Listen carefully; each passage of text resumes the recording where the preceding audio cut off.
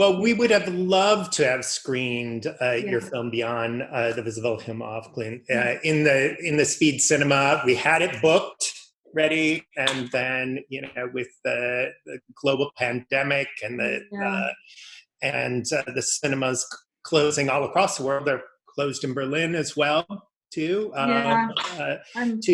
where we've made this available through the Speeds virtual cinema too, where we have kind of an open-ended run Right. to make the film available for people, and the creative process of artists has been a very important part of the film programming at the Speed Cinema too. So when this opportunity came up through Zeitgeist Films to present the film, I was so thrilled that they reached out to us. Yeah. Too. I mean, it's better than nothing, right? At least people can see the film. And I wouldn't have probably planned to come to Kentucky either, even if I'm very intrigued.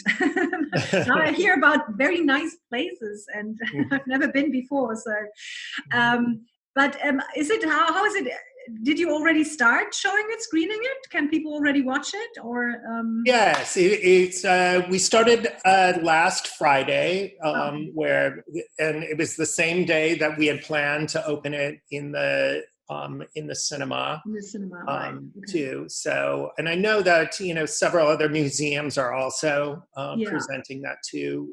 With the Pacific Film Archive at Berkeley Art Museum has been solidly behind the film as well too. So, and we've always loved working with Zeitgeist. They have great films, right? Because they have great films. Yeah, they are. They're very terrific and have been very, very generous, especially in connecting me with many directors and filmmakers to help talk about the process of making their films too. So what was your introduction to Hilma af Klint's work? The introduction was actually the newspaper article I read in a German newspaper here, and that the title of this article was "Art History Has to Be Rewritten." And I thought, great. I mean, to read that in the year 2000 and something, that something has to be rewritten, I like that, because I think a lot of things maybe should be rewritten. Because everything is transformation in the universe and in our lives, and even the way you look at history, probably. And but I was reading the article and thought, intrigued by the title and the little pictures I saw already, and that was such a great article. So I immediately wrote the museum, because it was about the show that started in Stockholm in 2013. The Hilma af Klint retrospective, and it came half a year later to Berlin. So after that, I was in contact with the museum to get an invitation for the opening show. And when I was standing there, I tell this always over and over again, because it is important, because I was standing there really overwhelmed by the size and the many, many, many paintings and the whole oeuvre of Hilma af Klint.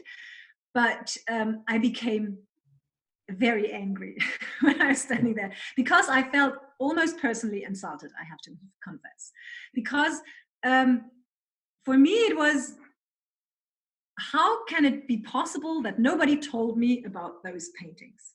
I mean, I don't care who likes it or who doesn't like it, but paintings like that, you don't forget. When you see them, you don't forget them. And that was something I have read before I went to the museum a lot, everything what I could get by that time about the newspaper articles, what was written. And it said always, she has been forgotten and overlooked.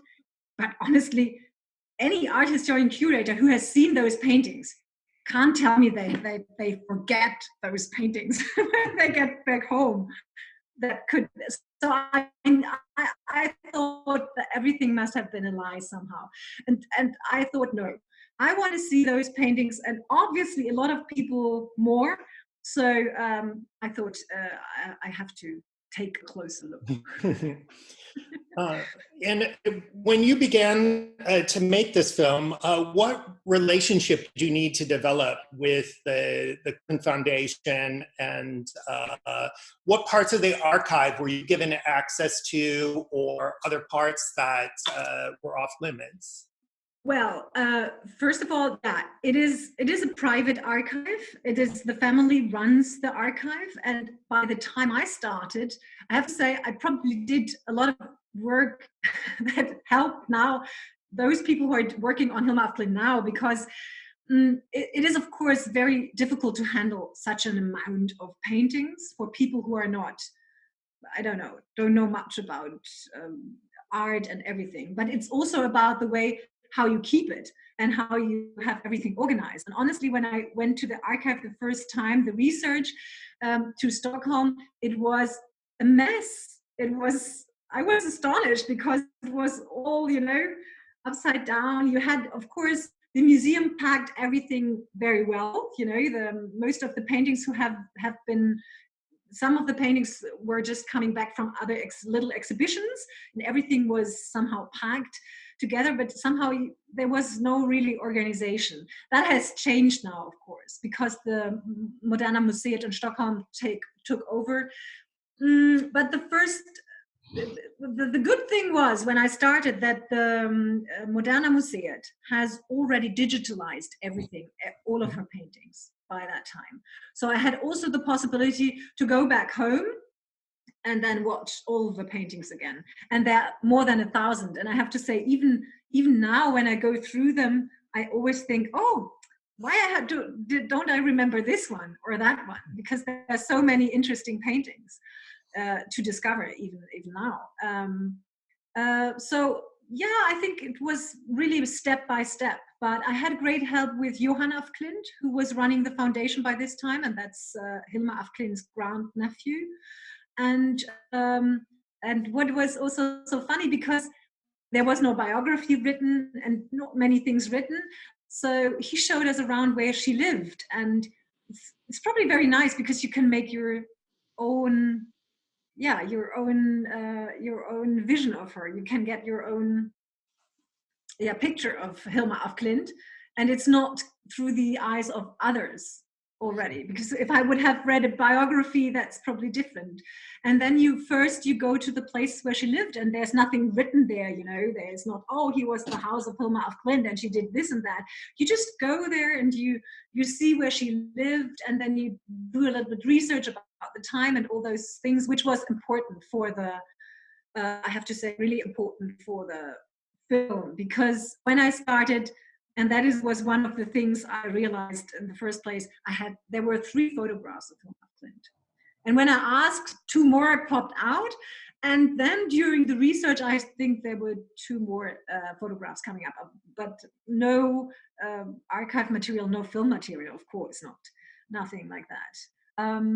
I think even now, a new photograph just popped out in an exhibition in Stockholm from one of the family members. They have to be, we really have to tell them still that it's important that they show us probably everything, just to let us know, because they're nice. I think the photographs Hilma af Klint are already showing a lot, because the way how she looks into life, and that's why in the film I'm showing, I think the first photograph of her I'm showing really long time, because I wanted people really to look in her eyes, because I thought it's really remarkable how Hilma af Klint looks really really far, through everybody, as if she was already looking into the universe. The question, okay, I'm here on this planet, what is it about?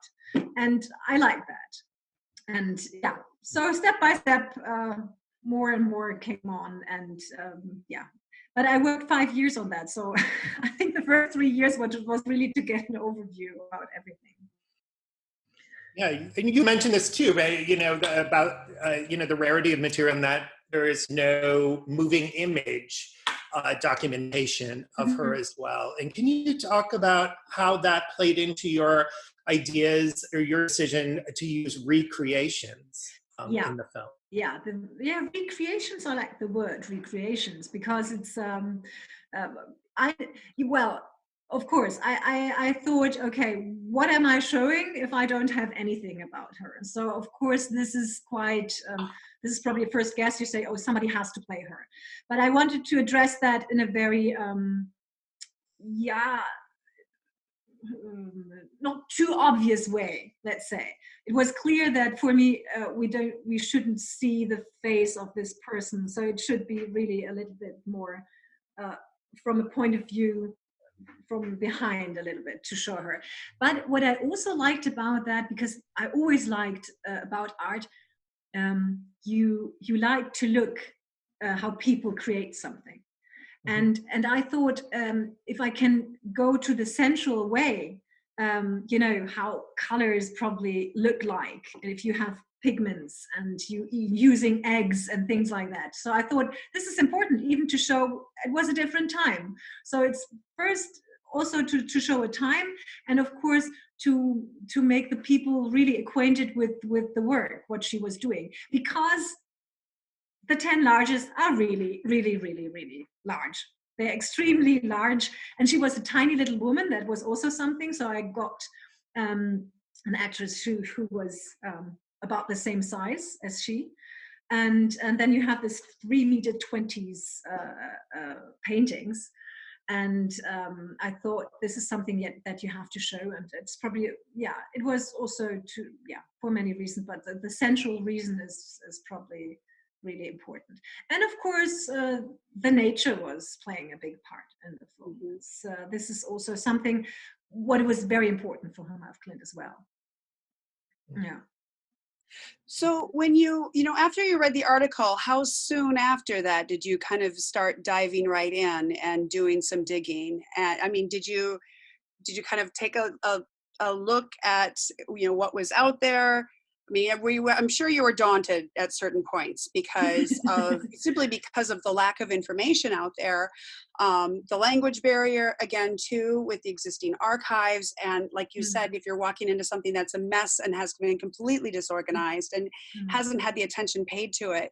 Can you talk a little bit about that? I think very much as a filmmaker, you're doing a lot of the work that we do as curators as well, as far as kind of like taking that deep dive and really putting the puzzle back together. Yeah, that's true. Well, I started right away. At this evening, when I met Iris Müller-Westermann from the Modern Museum at the opening in Berlin, I approached her and I said, is somebody doing a film on Hilma af Klint in Sweden? Because the show was already there half a year before that. And I was sure somebody in Sweden would do that.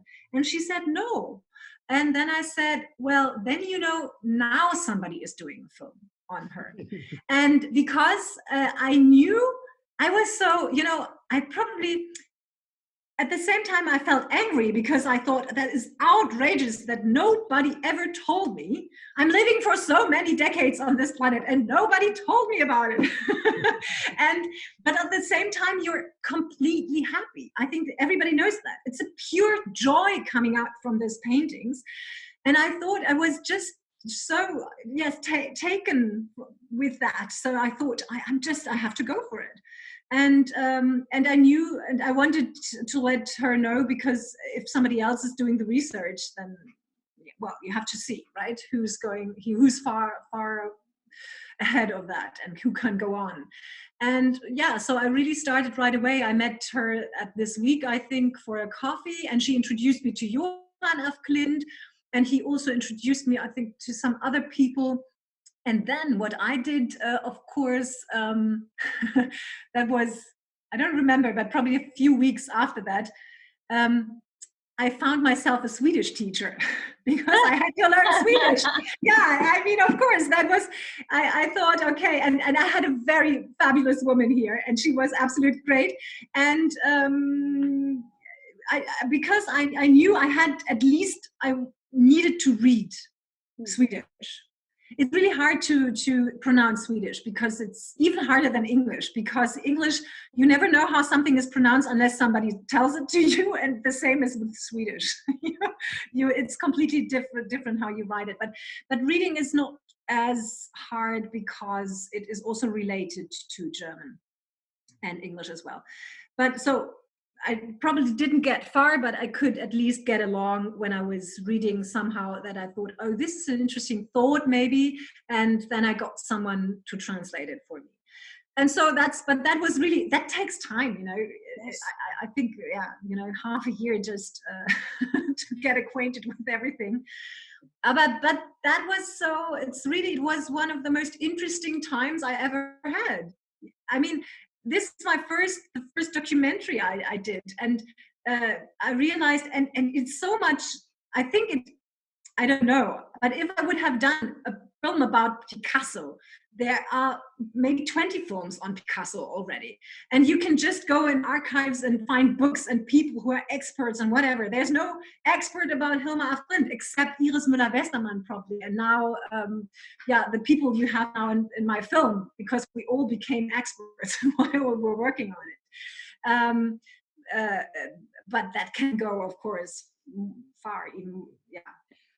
Well, I have to absolutely commend you for taking on the challenge, because, I mean, hearing your talk is reminding me of how I felt when I was going through, you know, old Swedish art books from the 1960s and 70s. And there was always like that one picture that they showed, and they would say the same line about her. And I remember thinking, this blows up the canon.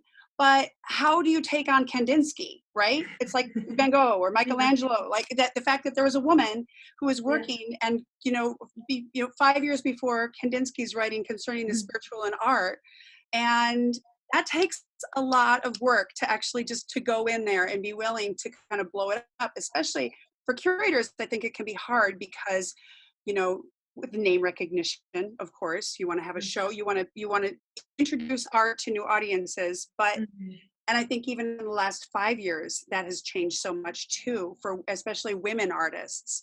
And so I think it's the perfect time, and I think it's amazing that you were the one to take that first step with her. But it's probably a coincidence. Could have been someone else, but I just I was there probably first and just thought, okay, I have to do it right now. At the moment, a lot of people are working on Hilma af Klint. I think there are more and more coming up. But you're right. It's but the way is so much more interesting is if nobody has gone it before, and someone has to be the one to cut a path through the archives. And that's kind of, I felt like I loved all the use of the notebooks, like those close-ups on the handwriting. And I was just wondering, like, was the foundation sort of guiding, because there's so many notebooks. So I was wondering, were people guiding you through them, or were you given free rein to page through whatever you wanted? Because I really appreciated the quotes that were pulled out. I have to say also some of the quotes I already found in some of the catalogs. There was also a catalog that you can't find anywhere anymore. It's called 3 Times Abstraction, I think. It's from the 80s, 90s. Also, I don't know where, it was somewhere in America. And they showed Hilma af Klint in an exhibition with 2 other women, with Emma Kunz. And so it was, so sometimes I found little quotes, but then I had to look for it in the notebooks. And I have to reveal that I didn't find, I think 3 quotes I did not find so far, but they are repeated in some things. The thing is, no, the foundation couldn't help me on that. And actually I had really a tough time. The first year I was asking a lot of questions and I didn't get any answers. I mean, they answered me, but they didn't know. And I figured out nobody looked at it. And what I find so interesting also about the research process is that I found, and that is something that you probably know better than me because you have done that before, but if you don't look something up, if you're not looking for something, then you don't find it. And so nobody knows. And then some people write, but what was so interesting about it in Hilma af Klint is it was written, oh, she was lonely and she was in Sweden. She was a lonely woman in Sweden. Nobody knew her. She didn't have any connections to the art world. This is something, for example, that I never understood that. Why is an artist more important because he has a connection. I mean, is Kandinsky more important because he has a connection to Mondrian? I don't understand that. Why should that be important? I understand why art history is doing that. But if you really look at it, it is not important, because as an artist, you don't ask yourself, you ask yourself, what is life and what am I doing here probably, and how can I create art? But you probably, and you want to reveal something, find something new, but it's not about, but probably this is not true. I'm just realizing, because of course, Kandinsky was, of course, interested in his career, and so was probably Mondrian. But I have to say, I didn't understand these arguments that an artist is more important because he has connection with others. And that was always playing against Hilma af Klint, because they wrote that. And then I figured out, but this was not true, because when you open, when I was in the archive, I just opened some notebooks. And by coincidence, one of the first notebooks I think I opened, because it was so beautiful and little, one of the tiniest one, it was just beautiful. And I opened it, and there was Leonardo da Vinci. And then I saw a little sketch, and then there was Italy, like Florence, was Firenze. And then what it was, and I thought, oh, okay, Florence. And then I called them and asked, has Hilma af Klint been in Italy? Nobody knew. Nobody knew, even the curator. And of course, as a curator, you can't go on for years. You have to open up your show at one point. I do understand that. But there have been people writing on her before, even thesis, and obviously nobody really looked it up. And it was with Julia Voss, who is also in the film, who just wrote a biography. She started just a year later when I started, the biography on Hilma af Klint. And she also called me and asked me, Halina, has Hilma af Klint been in Italy? And I said, I don't know, but at the moment I'm creating that in my film and leaving the question open. And then she went for one weekend to Florence, and she found the hotel where Hilma af Klint was staying. And that's the photograph she sent me, and I'm using it in the film. And we had, because they took it at the same place, obviously at the room where Hilma af Klint stayed, because that's exactly the point of view she took. And it was so great for us both, because we were always in exchange, and we said, oh, look. And it was, no, it's true. She called me Halina, we found it. Said, no, it's true, hooray. We knew it. We knew everything was a lie. And so you found out, okay, it was a lie that she never visited any place except Sweden. And then you find other notebooks, and it says Amsterdam, and it says, a lot of, and she was in Berlin, for example. That hotel doesn't exist. I couldn't find it anymore. But even people could go on looking for that, and we will find out, I think, in the next years, even more interesting things. Could be true, yeah. Oh, I love the postcard twist about her showing in London. That was so great. Yeah. That is also something that just popped out 2 months before we ended editing. I think it was also, it was somehow April, and I think in June we ended editing, and it was it was so funny, because Johan af Klint called me and said, Halina, we found a postcard. And the people with whom I was working, especially my editors, they knew that I was, from the very beginning, I was always saying, I can't believe that there's not even a postcard, a personal happy birthday postcard or something. And then this postcard popped out from Hilma af Klint from London, telling her friend Anna Kassel in Sweden, hello, we arrived and we're hanging up the paintings. And that was also something that I had already, we were editing that actually at the very moment we had, because I found in the archives the letters. She and another woman from the Netherlands were corresponding about an exhibition. But those letters end at a certain point, and we never knew what happened. Did this exhibit happen? So I said, okay, let's leave it in. We assume it could have happened. And then this postcard came and said, no, now we know it happened. So it's fabulous, because the whole process was constantly alive.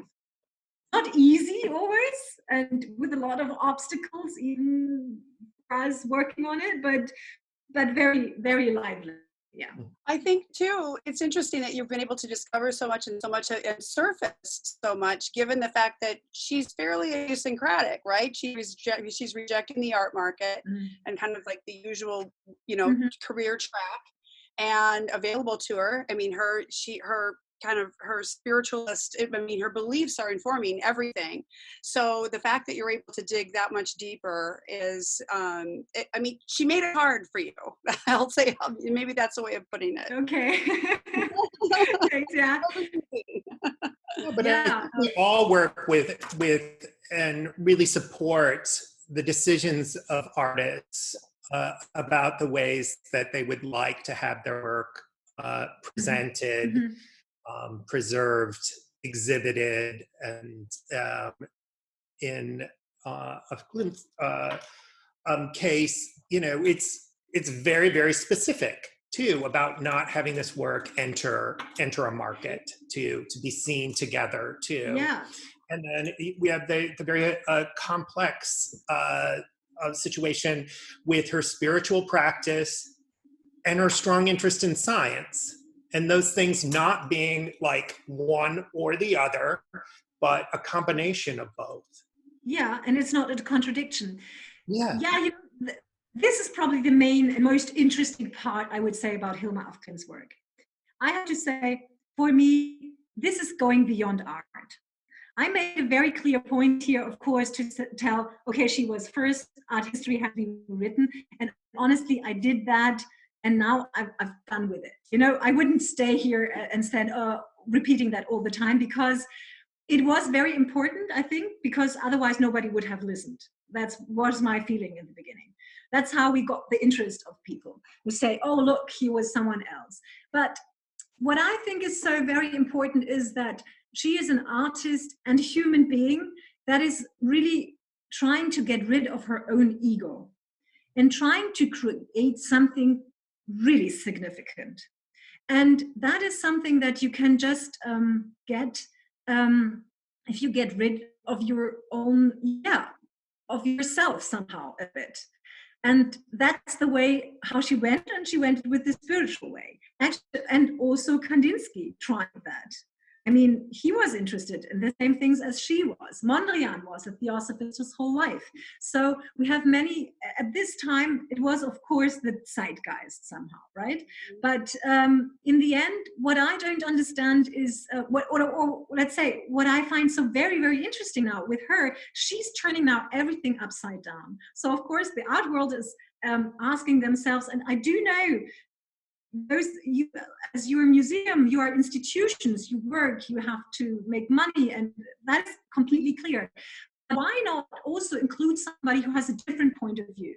This can just open up so many possibilities, and it's so great, because nothing stays as it is. So probably this is a really important, that she is the only one so far. Maybe we find even more, but this is, there's also, I don't know if you know him, Nikolaus Röhrig, who was also a painter, and he has a museum in New York. And he was also a theosophist and a Buddhist, and living in,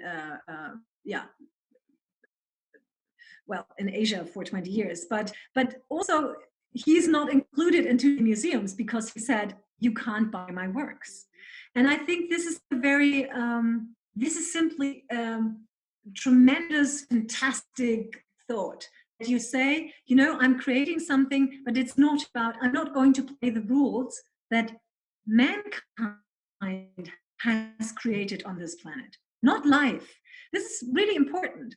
And that's what you feel. And I think this is why people feel so attached by that, because the work really speaks to you. You can connect with the work. Because you can also encounter yourself in those works. Not even just it's life, but also part of yourself. And this comes with the whole philosophy behind that. Hilma af Klint has not only studied those different kind of philosophies, Buddhistic theosophy, she also tried really to make them visible. Yeah, she really made them visible somehow. And this is the first time we really have the feeling that somebody succeeded in that. Because for me, for example, and that is just a personal thing, Kandinsky, I think, who is, this is a running gag in my film, of course, that I say all the time, he wrote it, I'm the first. And I think, well, that's how it was, but he was more interested in a career. And I think that's the reason why he couldn't succeed in this way, how Hilma af Klint succeeded. He made great paintings, no question.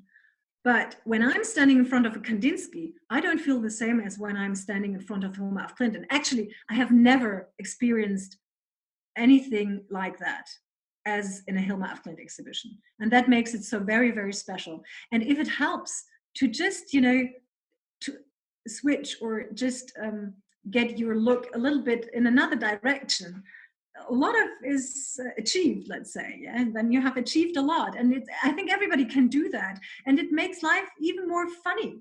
And I think Hilma af Klint would also like that. And I really like the idea that she's included in museums right now and in shows, because that makes her even more visible, her work, her oeuvre visible. But in the end, I hope she gets her own place.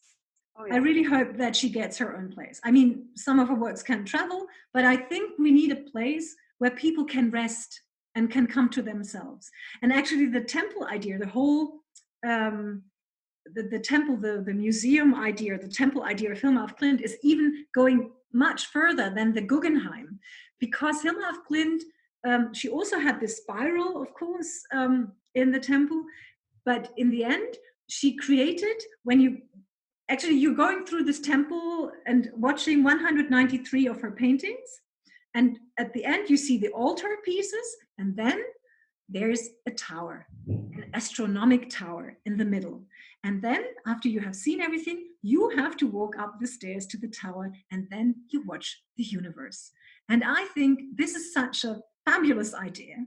And as far as I know, nothing like that existed, that I really do hope that the Swedes will build that, or will be able to start this thought, because people will really appreciate that, coming to a place, and that art is now connected really to life can even help all the museums and all the artists, I think, because you take a deeper look.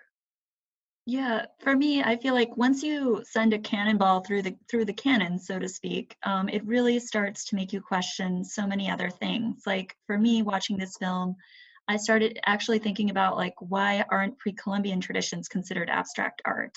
Because the Maya, the Inca, they had very active abstract traditions dealing with the cosmos. They even had the Maya had the caracol, which is a spiral-shaped temple dedicated to the cosmos. And it just makes you think like, why on earth are we, clearly it wasn't invented in 1910 on any level.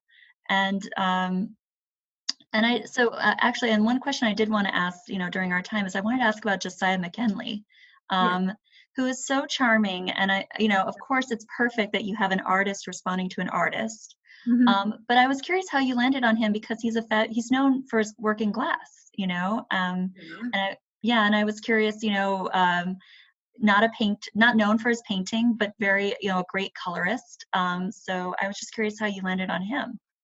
Yeah, that's an interesting question, actually. Yeah, I love Josiah, and we did an interview, I think just over an hour, 1.5 hours, but I could have go on with him for hours, because he's such a smart, intelligent artist also. And he knew Hilma af Klint before me, so he has already and worked and did an exhibition with her works, and he loves her work, and he has to say so many interesting things. And the thing is, how I landed on him is actually very interesting, because when we were actually shooting, I went to the museums, and I think it was at the Louisiana Museum, because I also was in Tallinn at the Kumu Museum, and they always have sometimes the symposiums after the show starts, and then they have a symposium, and very, very, very famous or not so famous and very intelligent and smart art historians enter the stage and talk what they think about the art. And honestly, I have to say, most of the time, I was a little bit bored, because everything is always the same. I'm sorry to say that, but I mean, I don't want, not everybody, but sometimes if just art historians are sitting there, most of the time, there's no really a discussion, because everybody things somehow in the same way. It was like that at this very day when I was there. And then somebody asked a very interesting question just behind me, from the audience. And that was Josiah. And then I approached him afterwards and said, that was actually the right question at the right time. And then I talked with him, and I didn't know him. And he told me that he was an artist and knowing Hilma af Klint, and we exchanged emails.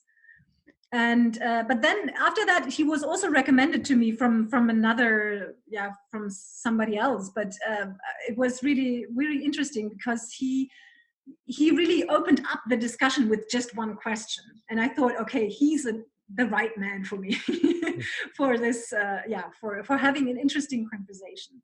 And I have to say also, that's why I include also in the films ideas like, we don't know if Kandinsky has maybe seen Hilma af Klint's paintings. It's just by evidence that we know that Steiner met in the same year Kandinsky and Hilma af Klint.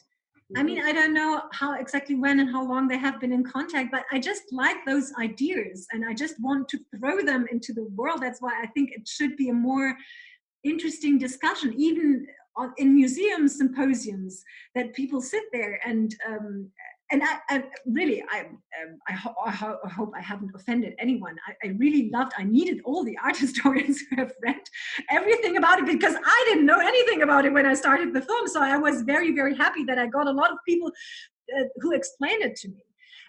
But in the end, when you got it, then you have to say, okay, now let's start the discussion and let me ask some questions. Why is this way and that way? I mean, this is always interesting. If you're into something and somebody comes into it who doesn't know anything about it, then everything starts to look new.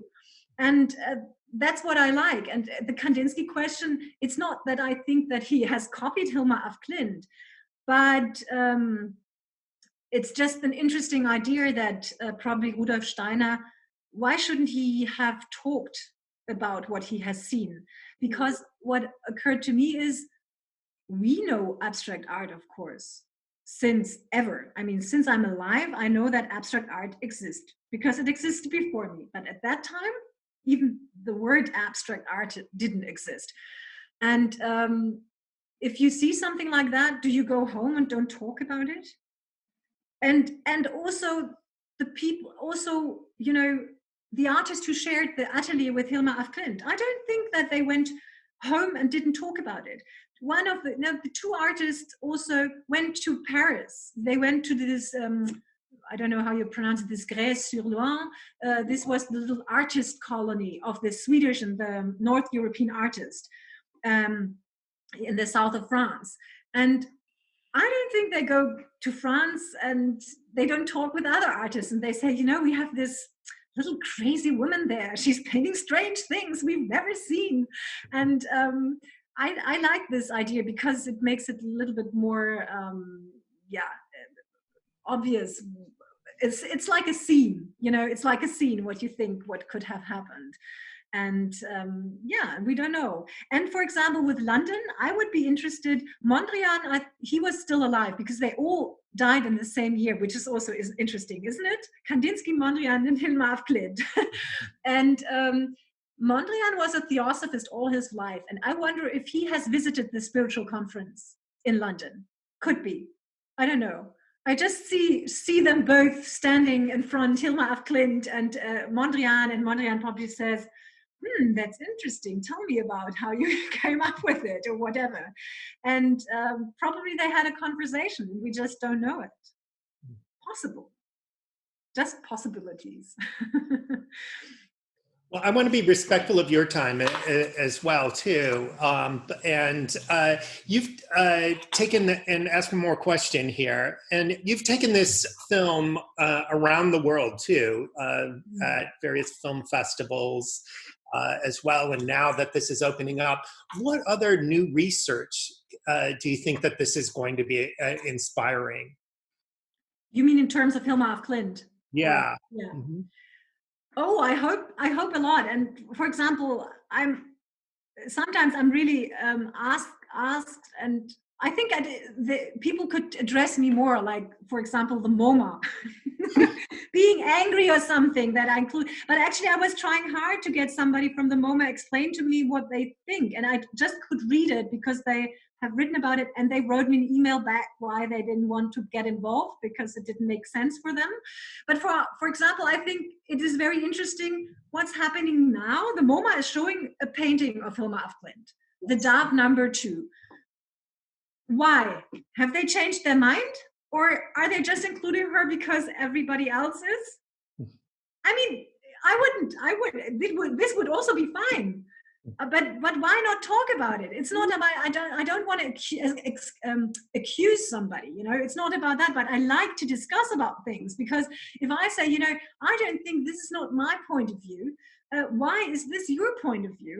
And then you could go on. And I think it would be also probably legitim, I don't know. It would be okay if they say, yeah, we included her because we have to. But then say it. I mean, and probably doesn't matter. And that's also something I would like. This is also an interesting point. If it would be me during the exhibitions, I would, or the foundation, I would absolutely, I would forbid to show just one painting out of a series. Mm-hmm. Because then you don't understand what Hilma af Klint's intention was. She didn't paint in series because you can sell them better or you can show them the series is there because it's actually one piece. It's like the world. And she understood this idea that everything on this world is, you have this seemingly contradictions. We have dark and light, and we have female and male and everything. You think everything, the two sides of everything. But in the end, everything is a whole picture. And she knew that there is a oneness behind that. And that's she's showing in her paintings. She's just showing one picture, but in the end, everything together makes sense. And that is something I would also love to discuss, because then people could, I mean, curators could discuss that, if you're the same opinion or not. I think this is interesting. Mm-hmm. And this also is a different point of view, I think, now, if you think of series or what they mean. Yeah, Halina, are there any abstract paintings in private hands? Or are they all from the foundation? Oh, actually, you know what? That is a good question, because I have not really talked about that too much, but I wanted to also tell the Swedes. One painting of the series The Dove is missing since the 70s. It's missing. And I think this should be said out loud, because in Sweden, everybody should go to their cellars or look at their neighbors' rooms if it is hanging somewhere. Because this might be a misunderstanding. I think it was lended to a professor from an art academy in Uppsala at some point after Hilma af Klint died and her nephew took over. So it was lended, he wanted to study it. And probably he died or whatever, and he didn't give it back. Nobody really knows what happened.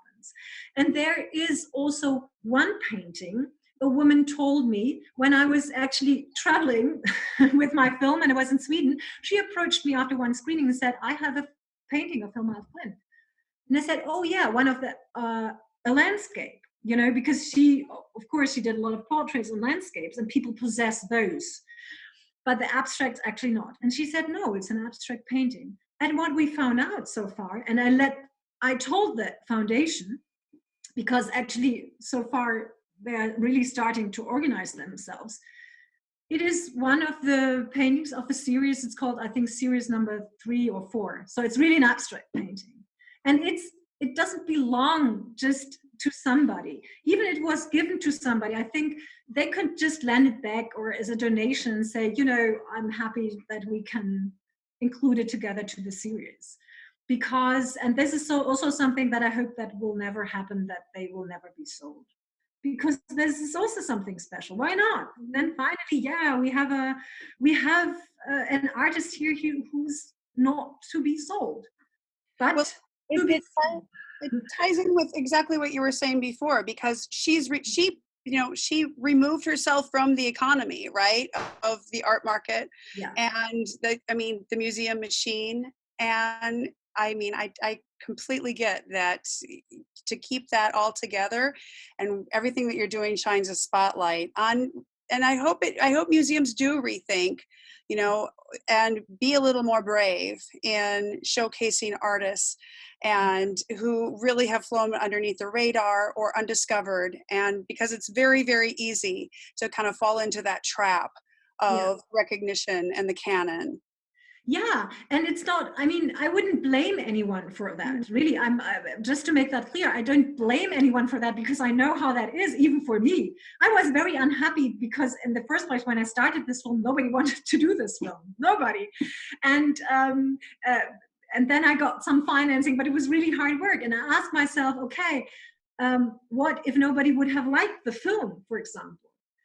And then I discovered I would have still liked it. And that's not always with your piece of art. But this is really, honestly, this is a good experience for myself because I would say most of the artists are very critical with their work all the time. But here, sometimes when you had such a meaningful time and a lot of things, it remembered me of so many things where I always thought, this is important in life and this is not.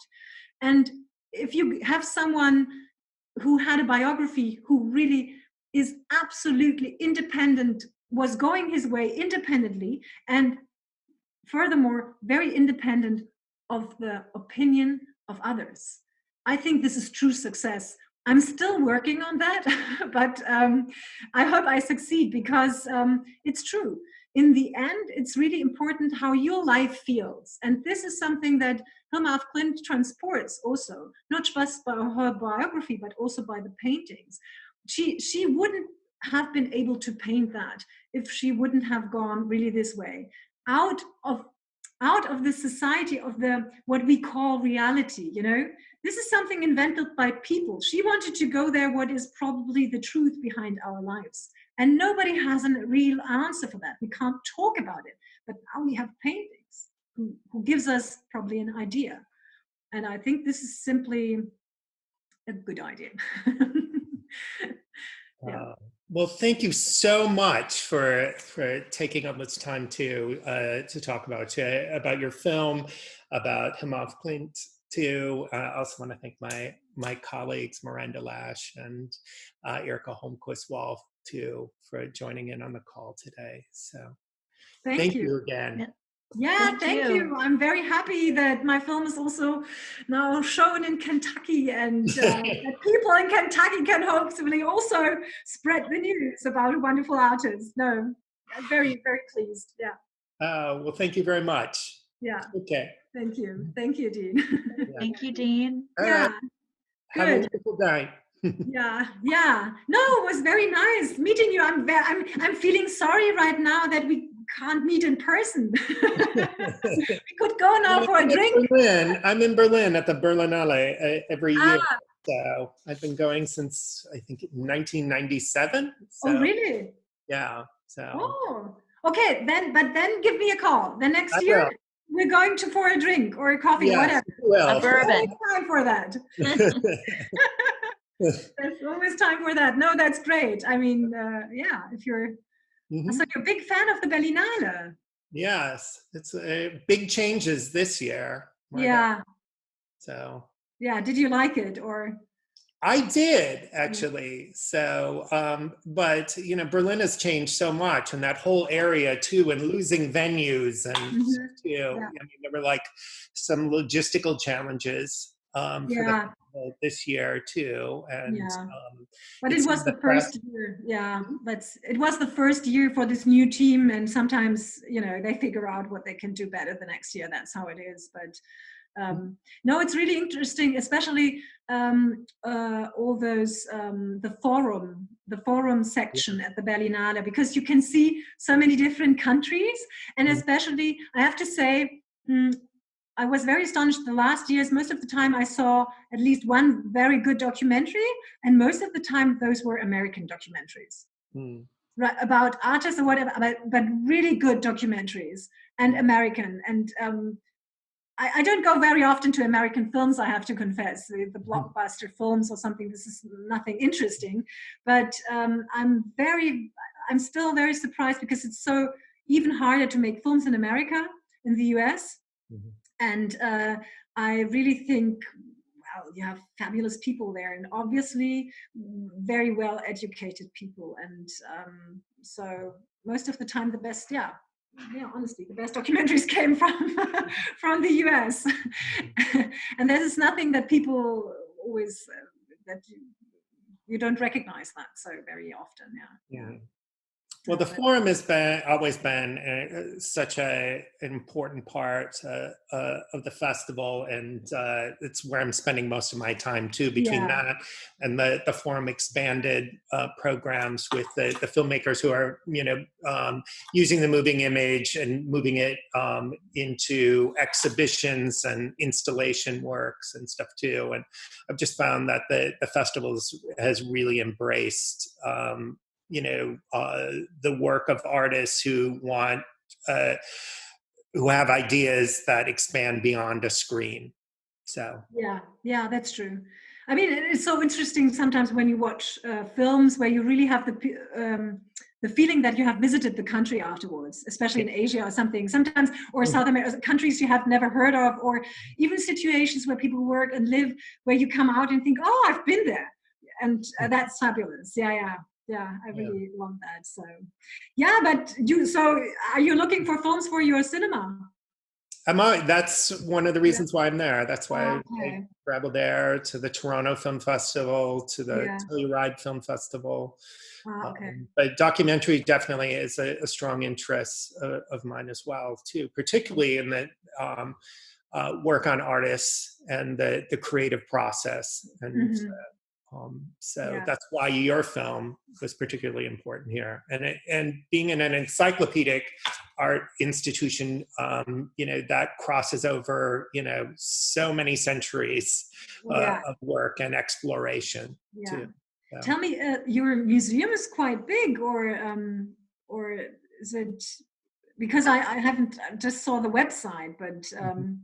I just read what you curators, Miranda, Erika, what you did with shows, and I thought, oh, a lot of works you might have. I mean, Well, we both, all three of us, moved there because the museum was expanding in 2016 too. So there were brand new galleries. The cinema was brand new too. So I moved there in the fall of 2015 to start.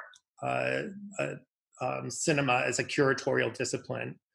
And the cinema is also, is it quite big, or? It's only 138 seats, but it's the museum is also completely surrounded by the University of Louisville too. So there's a lot of connections that can be made between the academic departments. And using the expertise of many professors and academic departments to incorporate them and invite them in to expand on issues and topics within films too. So that's very interesting. Also, a lot of universities or art design schools and universities approach me sometime because they want to show the film. And of course, a lot of meetings are now canceled. I should have gone here also in Germany. And I think the Rhode Island School of something Design just approached me or something. So I think for students, this is also very important to get a fresh look probably at the very beginning. I think this is an essential film for art history programs too. To say, It's just, I have to say, because you asked that, Miranda, of course, I am not an art historian, so I had probably greater freedom just to be political incorrect. And I don't like to be political correct just because everybody expects that or something, because that doesn't bring us, at important points, it's not, sometimes it doesn't bring us anywhere if we're just always correct. And here it's not, it's not dangerous to say maybe Kandinsky has seen it. I'm happy if somebody says, oh, how can you say that? No, I think absolutely. I think you do have another level of freedom. Sometimes people are afraid to take on MoMA because they think, oh, I'll never get a loan from MoMA after that. And so, I do understand this fear they have, but honestly, I have to say, what I found really a bit shocking, because I didn't understand it in the first place, the email I got back from the MoMA when I first addressed them. First of all, they answered me directly. I got an email almost directly back from the curator who did the show back then. And it was in such an arrogant way. Or, I mean, she was polite, but what she said was actually a little bit arrogant, because she made clear to me that I'm not an art historian, that I couldn't really oversee the whole thing. But it was very funny, because I thought, how can you ever get in a position like that you think somebody, it's true, I don't know, I didn't know much about it. But actually, that was the whole point, because then I can ask questions. Why is this important? Tell me, please.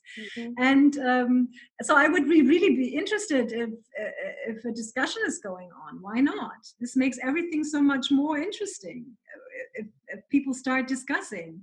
And it is completely okay if people say, I don't like this and I don't think it's art. But, everybody can have their opinion, but let's talk about it. I mean, this is where the medium of documentary filmmaking can go hand in hand with what curators do, and by pushing each other forward and challenging, because I mean, you're a storyteller in much of the same way that we are as well. And I think that's where we need to absolutely remain open to that. So it's exciting to think that there are filmmakers like you and on your work that are going to continue to break down these barriers and these preconceptions. So I don't know what you've got on the docket next, but I hope it's just wonderful. Yeah, actually, I had another project I was working on before I started Hilma of Klint. It just came, as I told you, it's true. It was at the exhibition where I thought, okay, I go on. And it was easier because the other one is a fiction feature.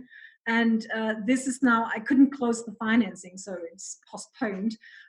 So the documentary, they don't cost as much as fiction films. Mm-hmm. But I'm working on an artist, again an artist, but also a scientist, a German one back in the 17th century. I don't know if you have heard of her. It's Maria Sibylla Merian. Yes. Yeah.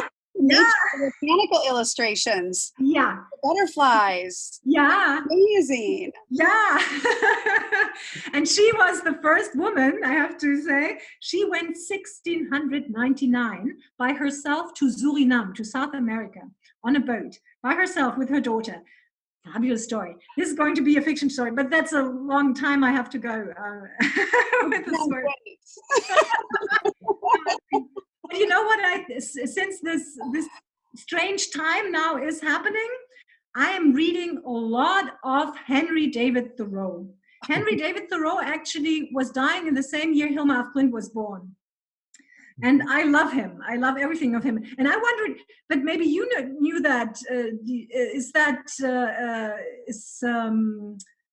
a film on Henry David Thoreau ever made in the documentary in America? I don't. That's interesting. I mean, there might be. I mean, especially in the Northeast. I mean, he's such an important, I mean, revered. I think he's included in, like, those Ken Burns type, kind of American documentaries about, who we are and how we got here. But nothing I think that I can think of that absolutely focuses on, American transcendentalism. So it's a great idea. Yeah, I did want to mention to you, and maybe you've heard of it, the project from the Swedish Pavilion, Teresa Hubbard and Hubbard and Birchler's project on Flora Mayo. The ethos of it reminded me so much of your project of celebrating forgotten female artists. How is it called? Teresa Hubbard? Teresa Hubbard and Andrew Birchler. They were the Swiss Pavilion in the Venice Biennale a couple iterations back, and they produced a 20-minute film called Flora. Who was the lover of Giacometti, who was completely erased from art history, and Okay. No, I haven't seen this one yet. Similarly, very based on primary source materials and archives, and it got a lot of recognition in the Venice Biennale, and similarly, it was artists and people from outside the art historical canon going through the archives and really noting how many holes there are and how much we don't know and how much we have to reconstruct. So yeah, it's really important work. I'm so glad you've been doing it. Yeah, okay, interesting. I will have a look. I mean, there's so many interesting things. I mean, and doing research, I tripped over so many interesting biographies. Of course, a lot of women, I have to say. It's sad, still sad. There's so many interesting biographies that you could tell about. I mean, sometimes the biographies are more interesting than the art, but this is also interesting for a film. You know, doesn't have to be just the art. With Hilma Klint was different. We didn't know just anything about her personal life. But yeah. Well, we'll see where it will take me. But Maria Sibylla Merian is definitely one of my favorite projects right now. So we can't wait to see it. Yeah. I need a lot of money for that. So. And the success of this film should help to open up a lot more doors and stuff too for funding. Yeah. I think support. Well, yeah. The thing is, when you do this in German, you're so limited with the language. So I made the decision when I was doing Beyond the Visible. I thought in the end, okay, no, I'm doing the international version first. I mean, we have 3 languages, but I do the English and I do my voiceover in English as well. And that helped, I think, a lot for the success in the first place. And let's see how that will be. But yeah, we'll see. Maybe I do this one in English. Most of the time, the English actors, English and Americans are better than the Germans, unfortunately. Yeah. So I'm thinking of that.